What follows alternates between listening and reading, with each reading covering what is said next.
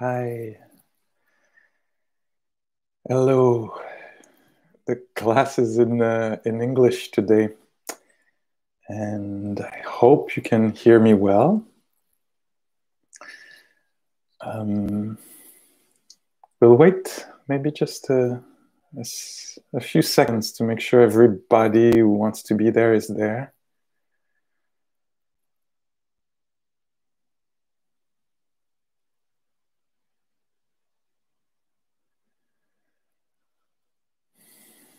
So we're together for an hour to explore the teachings and practice together, make this experiential.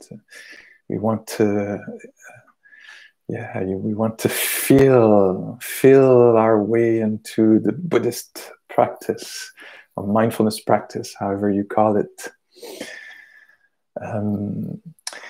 So we'll start with a sitting as we do every week, and we'll do this month every Tuesday. And what to say about the sitting practice? I don't know who said this, but it comes back to mind for me very often.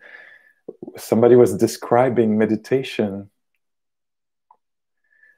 I can't remember who, but they were saying basically it's actually, you could describe it as not doing something else. You stop doing something else. I like this. I think it's a good one.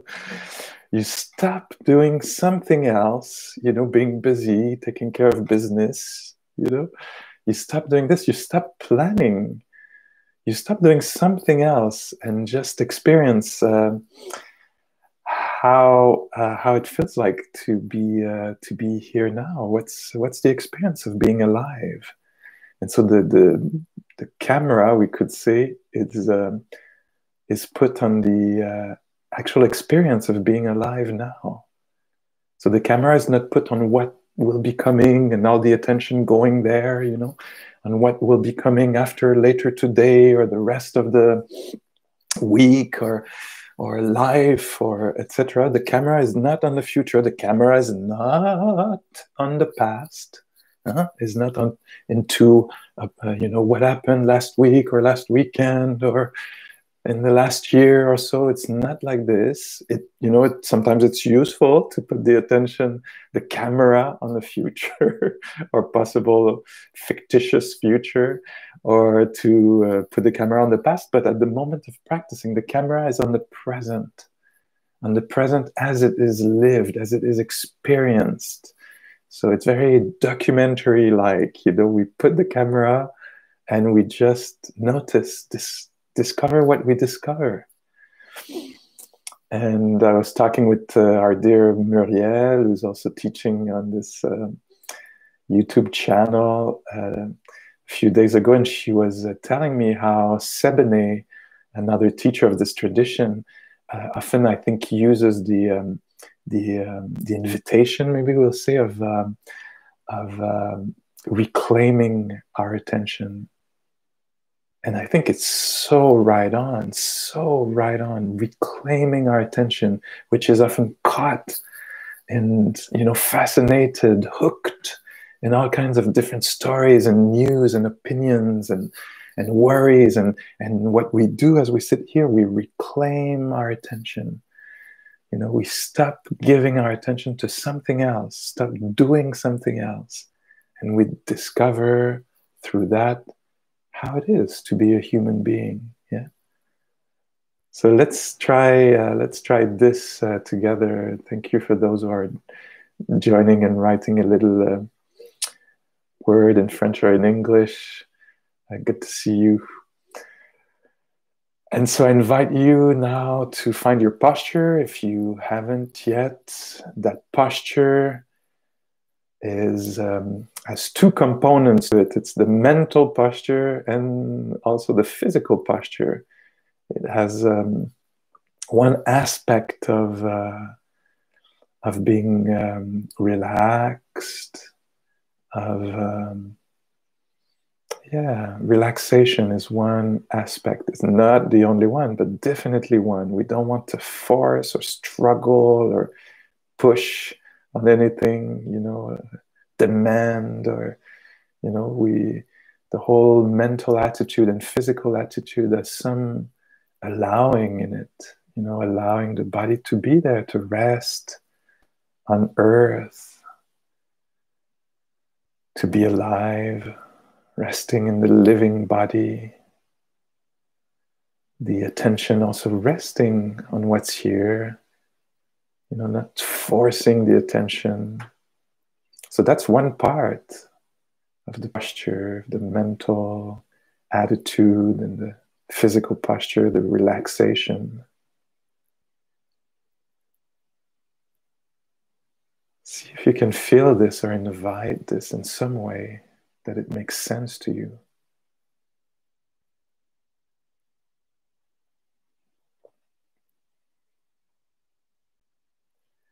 Sometimes when we take a deeper breath, there's more of a letting go on the out breath that can be helpful, as a way to bring some relaxation in the body. So with the out breath, maybe the tensions in the body, in the shoulders or in the forehead can be let go of. Some of the contractions can be let go of. The shoulders can come down. The forehead can relax. Yeah, the out breath, such a natural place to practice letting go. It's almost a symbol of release, huh? An experience and a symbol of release.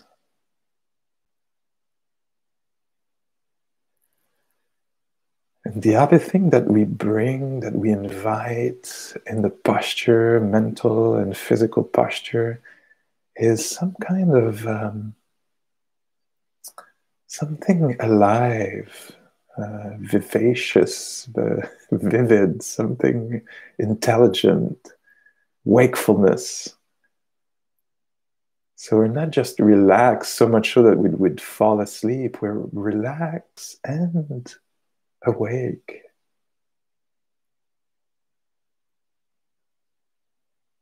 And see what that means for you. For me, it might mean a little curious about life, about what is experienced here now.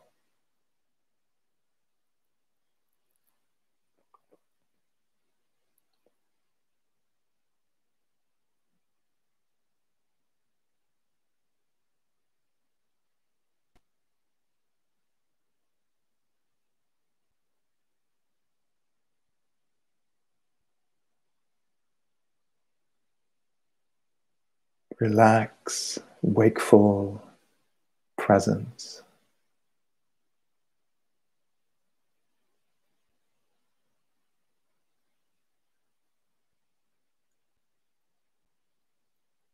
And by stopping doing something else and reclaiming attention or presence,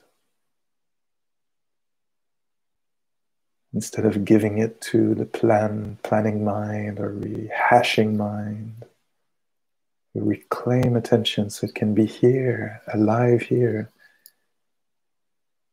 in us.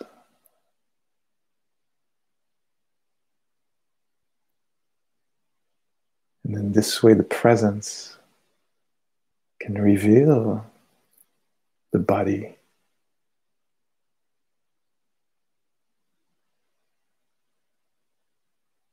Reveal the alive, sensitive nature of the body. It's happening now. There is breathing.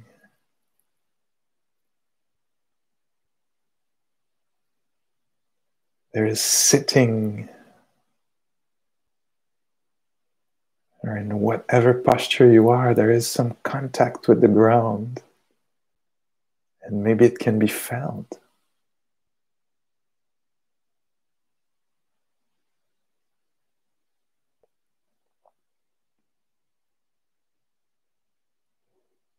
The body sensitive to gravity.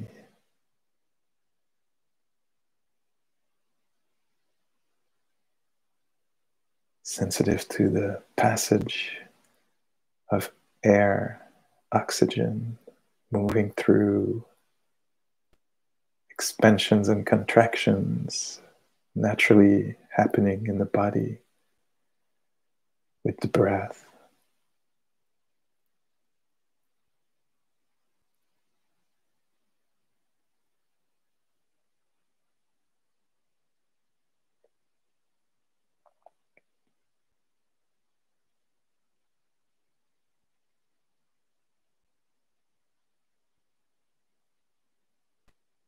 The body, extremely sensitive apparatus, sensitive to sounds and silence,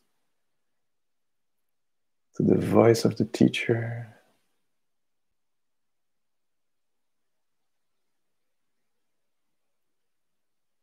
sensitive to temperature,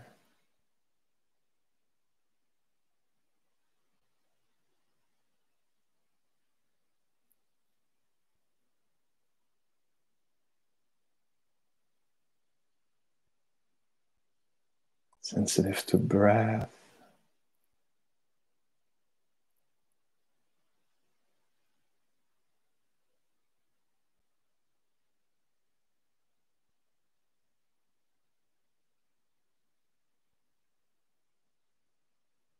sometimes sensitive to aches and tensions, discomforts.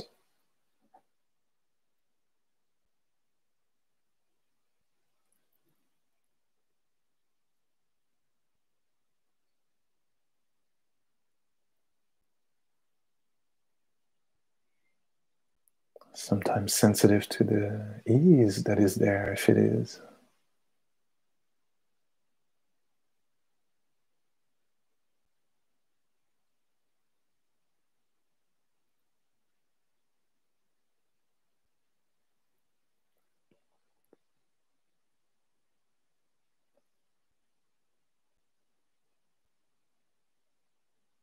Just allowing the impressions of the present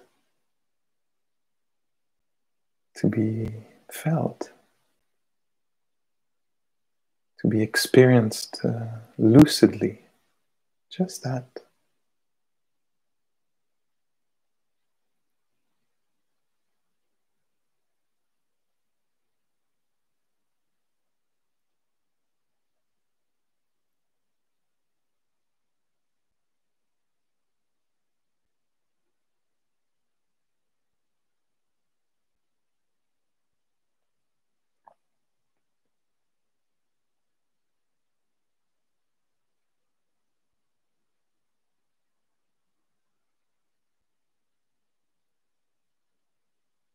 By being attentive to the experience of breath or hearing, by just being here a little bit in this body, alive,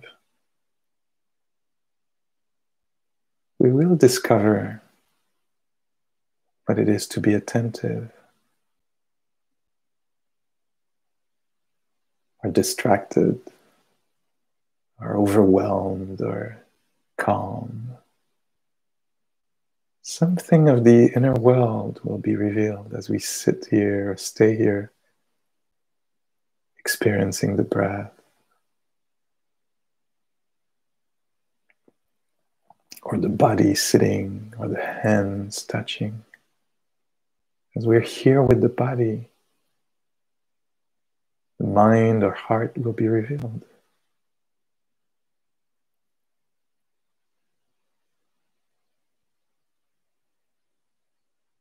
The quality of the mind-heart will be revealed.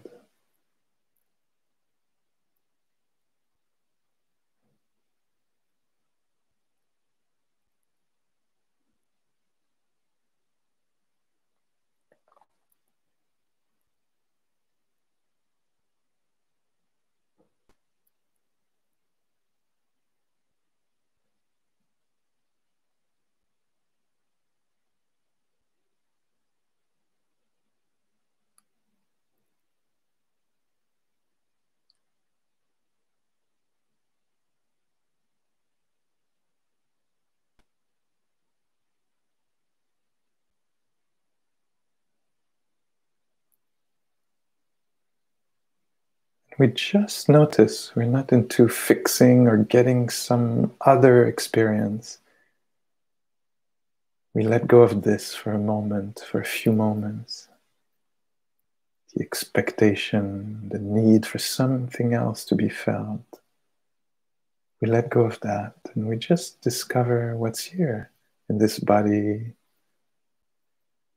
in this inner space that is the heart, mind, or psyche.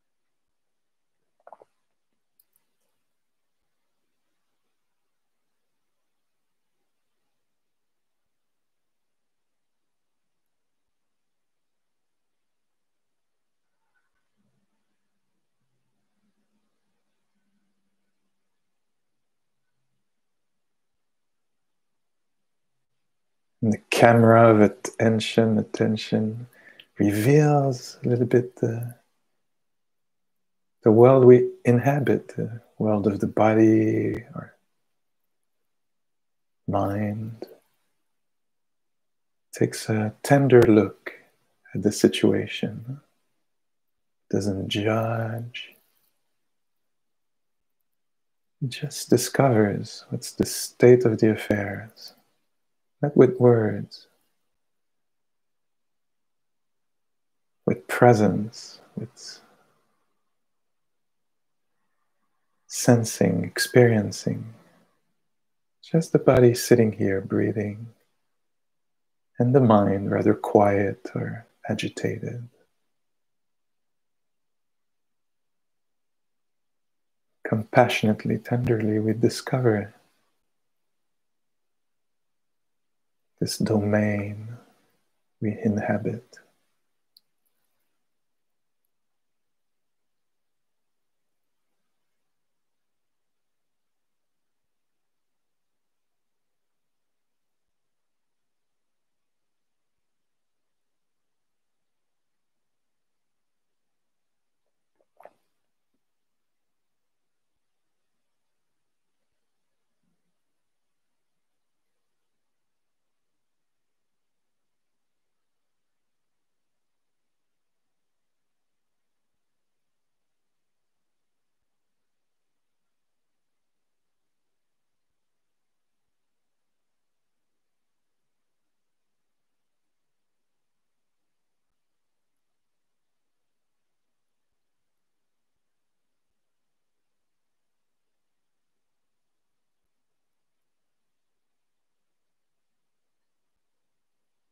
Not even trying to explain or describe, but just experiencing being.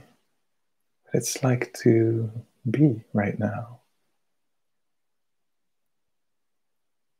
To be embodied, what it's like to be conscious.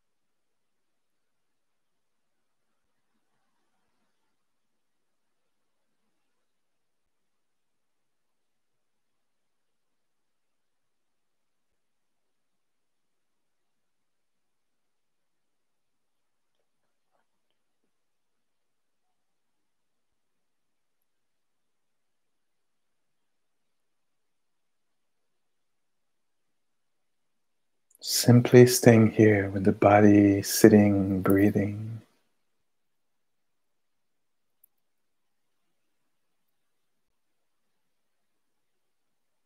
maybe some of the tendencies of the mind are revealed. The tendency to escape in thoughts and descriptions and planifications.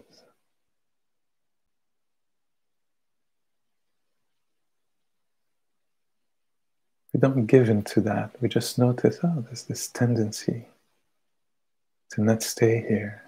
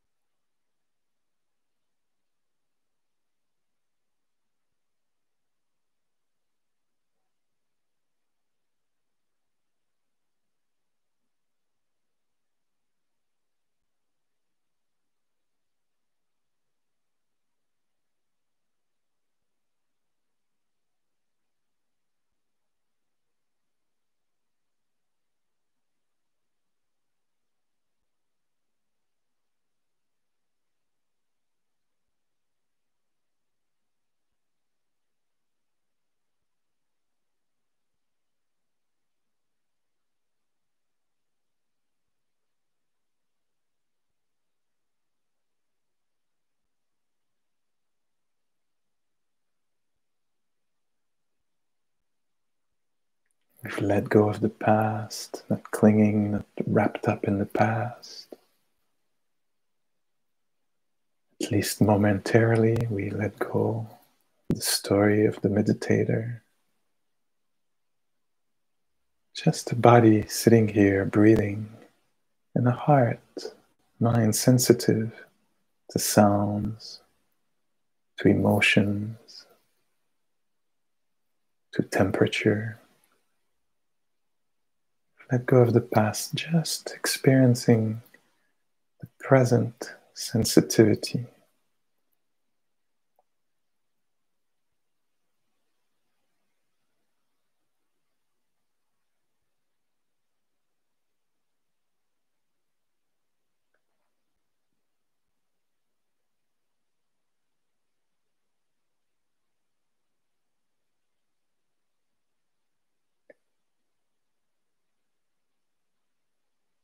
We also practice renunciation regarding the future.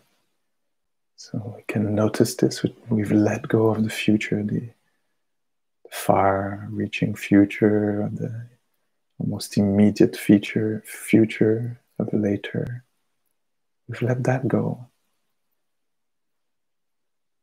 Honoring the present, discovering the present.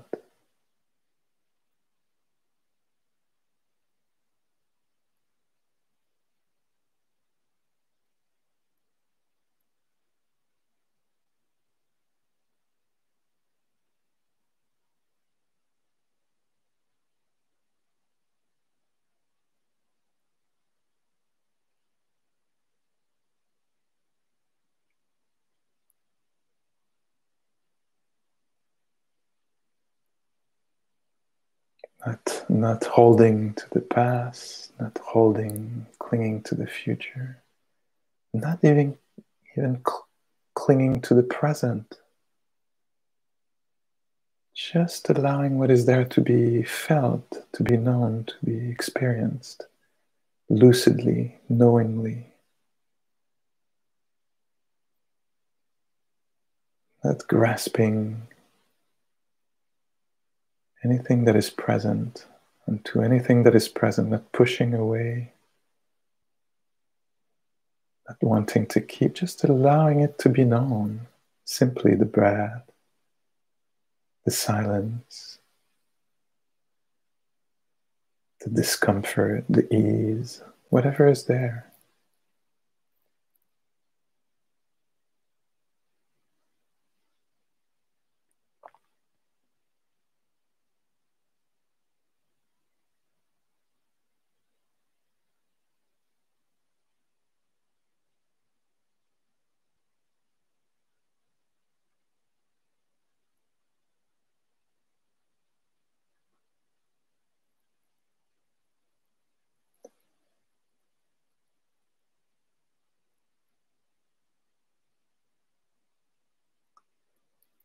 And if you want, for the last minute here, opening the eyes, just to see if the practice can continue with eyes open if they were closed. But the light awareness, discovering, becoming aware that seeing is happening, that there's light and shapes, forms, colors. There's a meeting of the visual field with the eyes. And can that happen in a non-grasping way, in a very simple way? It's just happening. There is contact between sight and what is seen.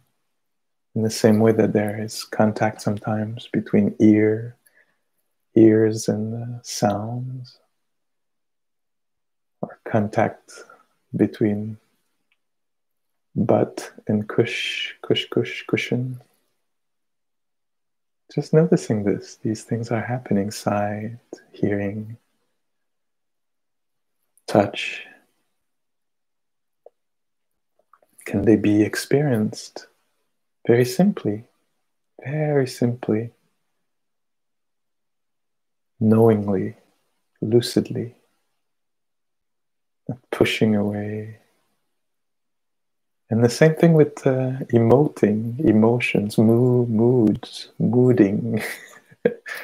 These happen in the same way that, the eyes meet sight when there is light, or the ears meet sounds and vibrations. The body feels, naturally, temperature and pressure and touch and different things.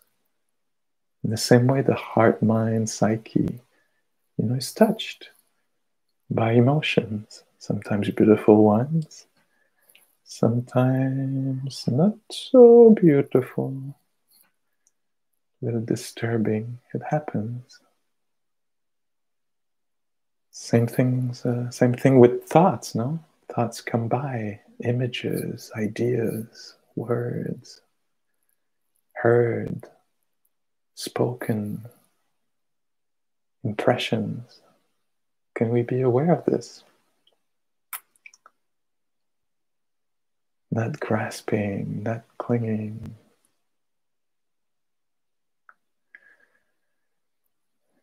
Okay.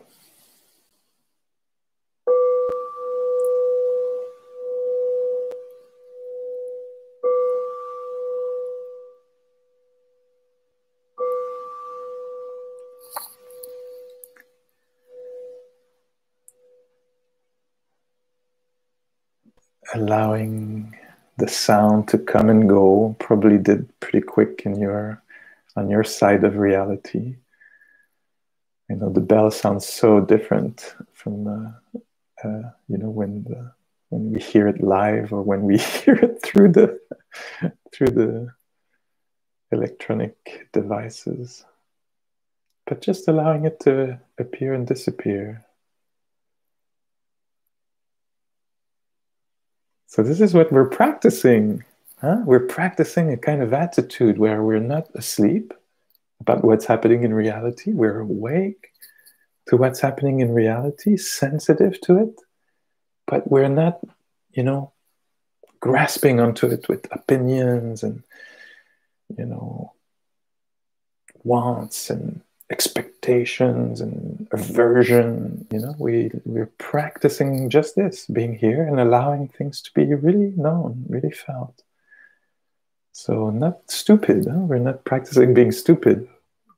You know, we're practicing being awake, awake to what is happening, awake and sensitive, but really well accompanied, if I can put it like this. Huh? We're practicing, we're cultivating, inviting, you know, a steadiness of heart, a capacity to feel without collapsing around phenomena and events and things heard or seen or felt, you know, kind of courageous steadiness, the capacity to feel, the capacity to have not much happening without, you know, grasping into our addictions for stimulation. Capacity to have not much happening, but the capacity to have a lot happening. A lot in terms of a lot of beauty, or a lot as in terms of difficulties. The capacity to be there, awake. Yeah, definitely a practice. I think we all could put a few decades into this, and that'll be a good thing for us and for the people around us. That's a really good thing to offer. Really good contribution, the capacity to feel more, be awake, more sensitive to what's happening, and not collapse or cling like this, but respond, maybe respond.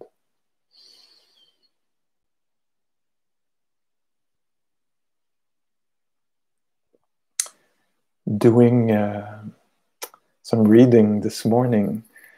You know how it is on the internet, like something, there's always like a portal to something, and you never know where you're going to find yourself.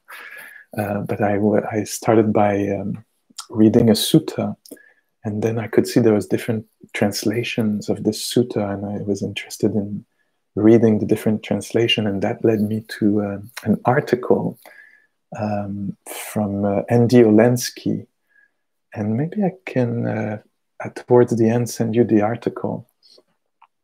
But it was related to maybe the sutta I'll talk about in a few minutes. And he was talking about the process of mindfulness, of this, you know, putting attention, like the camera. That's why I came up with this image of camera. I think it came from him.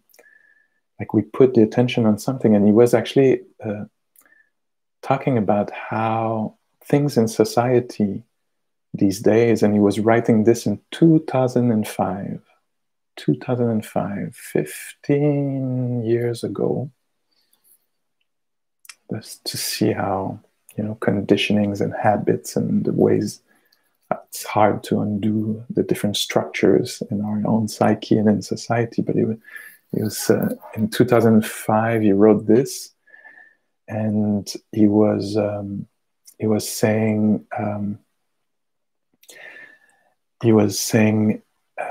you know, there's a way that sometimes people use their camera to film something that is happening that is not pretty in society. And in this way, because they put the camera of attention on this thing, they reveal it to the rest of the society, what, you know, what is beautiful. Maybe the camera can do this, reveal what is beautiful, you know. And also, as we know really well in the last, well, a few years, and definitely in the last couple of years and few months, you know, how somebody filming something can reveal to us, you know, how we are together, what's in our collective psyche, or, you know. And I was shocked when I read this when I read the date that he wrote this, you know, and it seemed to me so relevant. It seemed when I was reading the article that he had just written it the day before. Because if you live in Canada, maybe, or in Quebec particularly, you might be really aware, as I'm talking, of the, you know, Joyce Echaquan, who was in the hospital. She's a Atikamek from Manawan. And she filmed how she was treated in the hospital as an indigenous person with her phone. And she actually died a few minutes later. And in these few minutes that she filmed, the staff, nurses, and caregiver were talking to her in ways that horrible ways, horrible,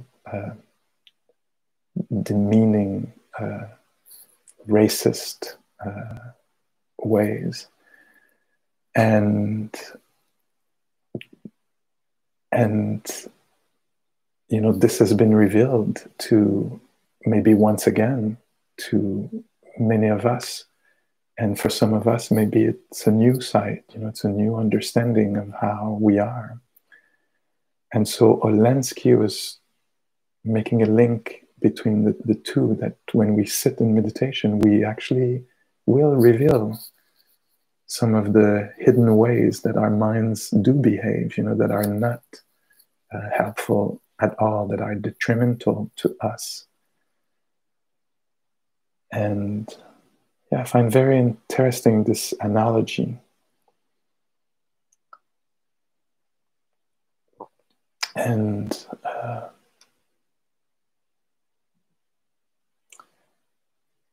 yeah, I could see that similarly when hearing about what happened to Joyce Echaquan, who died, a mother of 7, as many of you know, a wife, beautiful being. When watching the news and considering what happened, it seems to me that I need to bring my best inner camera, you know, to consider this, the camera that is mindfulness, you know, the concern, the mind that is not, you know, that has stability to it, that can, where there can be a real sensitivity, a real bypassing of preconceived ideas and all kinds of reactivity, but to really hold what is happening. So it's not just like this, and then, you know, another news comes next week, you know, that there can be a, yeah, I don't know what is the word in English, but there's some kind of a gravitas, like a deep considering of what's happening in us, between us, what we're doing to others, marginalized or targeted members of our society. And so there's a play here. I don't know if it works for you that I say that, but to look inside, to actually reveal with the camera of attention what is not so pretty, what is detrimental, to see it not with hate, but with honesty.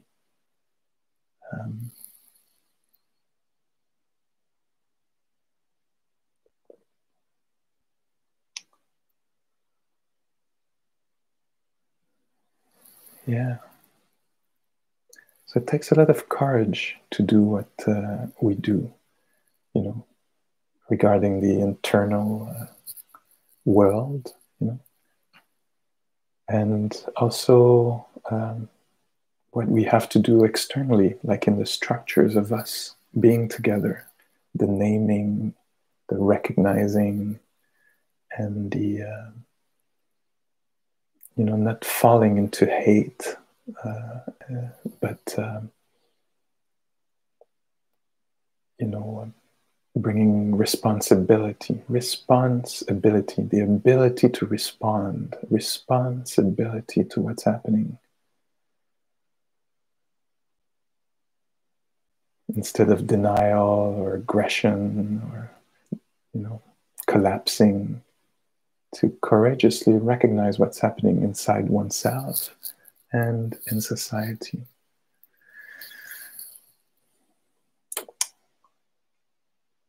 Yeah. And so maybe I'll try to talk a little bit about this sutta that I was reading, and we'll see if all these work together. I'll send it to you, so you know, if I don't know if yeah, let's try it. So that's the Sutta. If you click on it, maybe you don't have to. You can just stay here. I'll read it for us slowly. But if you want to have it, you know, put my face on the side and have the Sutta come to the foreground. If I did well, what you see here is an excerpt of the text translated by Andrew Olansky. If I did right. And if I did right, you can see the Atta Danda Sutta, arming oneself. If you're French speaking, don't be mistaken as I was at first thinking it's written harming oneself, but arming oneself, like taking on the stick, taking on the rod of violence, like in other translations. So arming, putting on the arms. Armor or weapons, taking on weapons. And under the Sutta, you might see under the title, excerpt Andrew Olansky, and you might see there's a translation, other translations, one by Ireland and one by Tanisaru Bhikkhu. So that's something, if you want to read it, I love doing this, seeing how others translate it. And if you were to click on these later, you would find the longer versions, because the one we have on this page that I just sent you has just an excerpt on it. And so I'll read to you the bit that I was reading today. Fear. It's very, the Sutta I like because it often is in the teachings of the Buddha. It's not flat, it's emotional. There's the wording in this Olansky's translation, there's, you know, there is like, this person is really alive. You know, you can see the field of emotion is wide open, you know.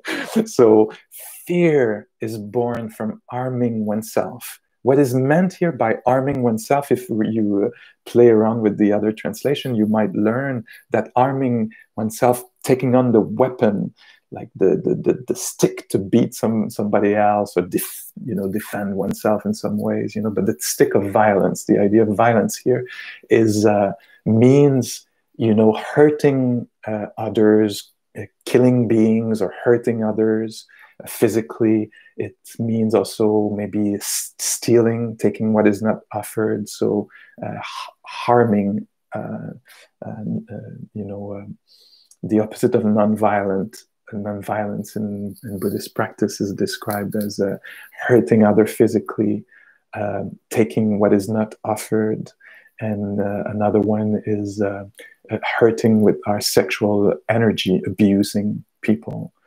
And then there's all the violence with speech, you know, harsh, violent speech, speech that hides the truth, lying, speech that divide rather than look to heal relationships, and kind of gossip goes into this, you know, like putting people down, others down, and empty chatter, you know, using speech to just divert the attention from what is meaningful, what is important, you know. So fear is born out of doing this.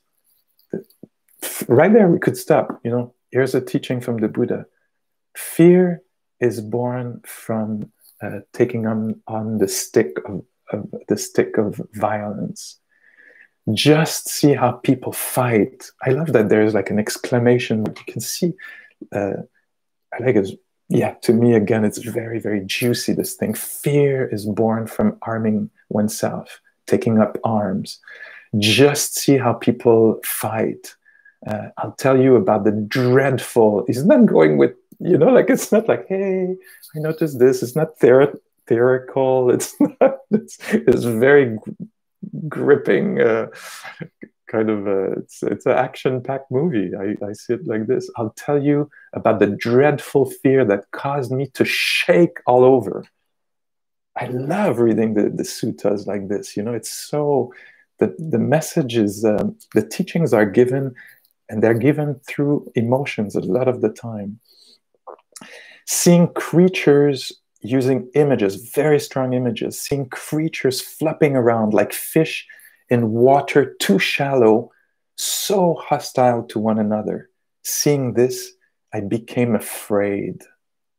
Do you see like how he puts the camera, this accurate, careful looking at how we are together? He looks and he says, I became afraid when I saw us flipping around like fish in shallow water, like hurting each other and running in all directions, and all this. I don't know if it's to you, you recognize a good description of the world, but even with the news in the last few days, for me, it's so like, it seems like it's very, Andy Alensky wrote this article in 2005.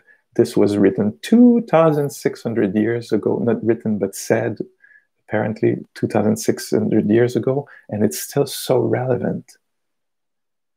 And then he goes straight to the heart of things. This world completely lacks essence. It trembles in all directions. I hear this as a code word. It trembles. The world trembles in all directions, meaning things are so conditional. Everything that happens depends on other conditions. What happened to Joyce Echaquan depends on the whole story of colonization, and so many more things, and what is happening right now in the States, with on the verge of civil war, it seems, like it's all conditional to so many little details and big things that happen. And, the story of an experience of hundreds of years of slavery, and, how one president was raised by his parents, father amongst others, and all this, so the world trembles in all directions. I see it as a code, way to talk about the fact that everything is conditional and it can flip in all kinds of directions just because of weather. We saw this in California in the last few weeks, You have a house, suddenly you don't have a house. It trembles in all directions. And he says, I longed to find myself a place, I don't even know how to say this word in English, unscathed. I longed to find a place of peace where I would be unharmed, where I would be safe, an abode, a refuge. I think that's something like this. I longed to find myself a place of safety, but I could not see it. Seeing people locked in conflict, I became completely distraught. He's not saying it was all good, that he was all equanimous. That's the Buddha before, that's this person before their awakening, before developing so much wisdom. And so they're saying, I became completely distraught. Of course you would, Of course we are sometimes completely distraught by what we see, so shaky, so horrible in so many ways, how we treat each other. And I keep returning to, for me, the relationships between settlers and indigenous peoples, whatever nations they're from, that's something that comes to mind as I'm reading this, the conflict between people and the way people treat each other and how some group dominate other groups, but then hope, there's hope. But then I discerned here a thorn. In the other translation, you'll see it's an arrow. But then I discerned here a thorn, hard to see, lodged deep in the heart. It's only when pierced by this thorn or arrow, that one runs in all directions. So if that thorn is taken out, one does not run, one settles down. Oh my God, I want to know what is that thorn, that arrow lodged deep in the heart, hard to see. And here, what I see for myself, what comes to mind is why we're practicing, why we're actually sitting and doing something not easy to do, to actually recognize, see the thorn in the heart, hard to see. That's the practice we do. We both seeing, recognizing that subtle thing that is there, that makes us run in all directions and be in conflict with each other and with ourselves, you know. So we actually sit, pay attention to actually see and remove the thorn. And he says in this excerpt, I hope you're still following me, that there's something in there for you. For me, it's very juicy. Who here has crossed over desires, the world's bond, that's the thorn, so hard to get past. He does not grieve, she does not mourn, their stream is cut. She is all unbound, freed. And so here's the instructions here, as I hear them. What went before? See if you recognize something from the instructions and from the guidance in the sitting. What went before? Let go of that. All that's to come, have none of it. Don't hold onto what's in between. Don't hold to the present, between what's past and what's future. Don't hold to what's in between. Don't grasp, don't cling, and you'll wander fully at peace. And this, I've heard my teacher Joseph so many times say this, something like this: don't hold on to the past. Let go of the past as you practice. Let go of the future. And let go of the present. Whoa. I've been intrigued by this when I've heard him say that, you know, when practicing with him. You know, don't hold on to the past. Don't hold on to the future. Don't even hold on to the present, but meet it with care, with presence, with honesty, with courage. But don't cling to it. Clinging to it, you know, by wanting to keep it, wanting more, clinging to it by, I hate you, I want you to go, you know, like fusing with it, identifying with it, you know, getting hooked by something unpleasant.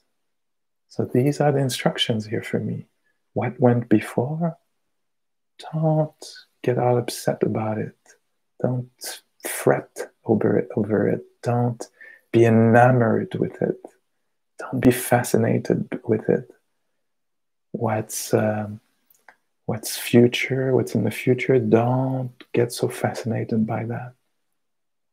And what's here, pay attention to it with really great care, without leaning into it or pushing it away, you know, like allow it to be known. And then he goes even deeper. Whoa! For whom there is no I making, that's a form of clinging, you know, making I, making mine, appropriating, identifying, you know. For whom there is no I making, all throughout the body and mind, and who grieves not for what is not, is undefeated in the world. For whom there is no this is mine, nor anything like this that is theirs, even finding selfness, he, she, they do not grieve at I have nothing. Anyway, take time to read this later, today or next week. It's very rich. So for me, it's all instructions. As I sit here, I recognize the different phenomena of ease, of ache, of hearing, of emotions such as calm or clarity or joy, or, you know, distress, confusion. And my practice is to not rarefy them as mine, me, about me, but just phenomena happening in the human hearts, in human nature. Wow, that is deep. That is counterintuitive, not easy to see, but still worth talking about it because it's talking about the thorn that makes us run in all directions, you know. And the practice of mindfulness is to allow these things to be known, wakeful and relax, you know. And in this way, a lot of wisdom can be gained and peace can be gained. And then we can act in the world without being identified with everything, so clinging and grasping and feeling shame and guilt and blaming, but we learn to attend to what's happening so that there can be less suffering for us and others. Much easier said than done. Oh la la la la, oh la la la la. Should I give you the link also to the MD's article and tricycle that he wrote in 2005? Let me do this. Well, I'm becoming really savvy in these technical things. No, that's the really basic, but I did it. Oh la la la la! Thank you so much for taking a few moments to consider this. That's very. Find it very, you know, epic, and if that's the word. So let's take a moment to try this out a little bit here. Just a few moments to let the intensity go, if it was intense for you, these few last moments. Dramatic.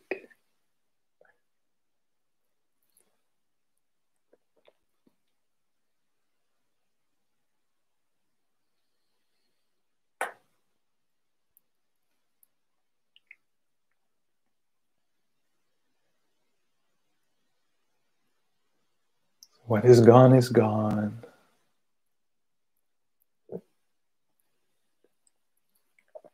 What will come is not in existence right now, it's inexistent.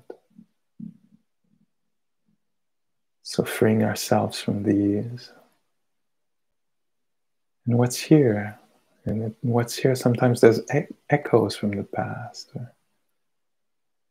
But still, we don't grasp, we don't cling, we allow it to be felt. The contraction in the chest, or the throat, if it's what's there. Or the fluidity of the breath, if it's what's there.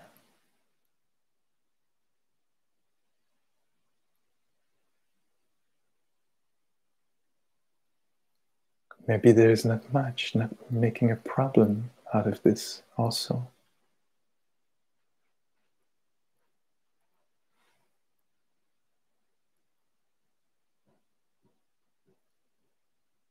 Allowing intensity if it's there, not grasping at it, just noticing it, aware of the intensity. Or if it's more like subtle, what's happening for you, noticing. Oh, things are more subtle here. Allowing subtlety to be there, allowing intensity to be there if it is, allowing whatever else. Neutrality or ordinariness.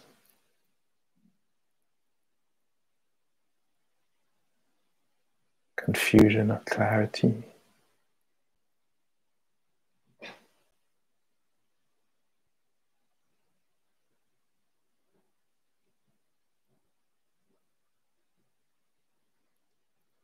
Allowing things to be as they are in the environment around us or inside of us.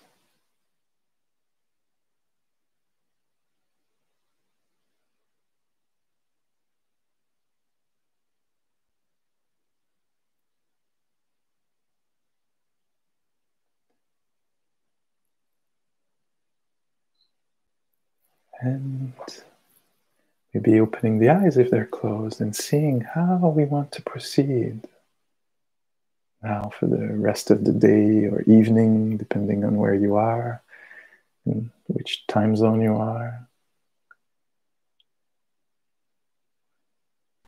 how to proceed now with this. Thank you very much. I hope I didn't get too dramatic or what. Thank you for supporting the teachers on this channel, the Dharma teachers that you encounter. You know, they're not supported, in this case anyway, we're not supported by any organization. We're doing this full time, left on our own, certainly my case, and supported by the web of caring people who think that these are valuable moments and that they should continue. And so thank you so much for considering this. You can also support, if you want, the organization True North Insight that is, overseeing these, or creating the opportunities and making these known. And there's nobody else than us, you and I, watching this. There's nobody else than us that will keep this alive. Okay.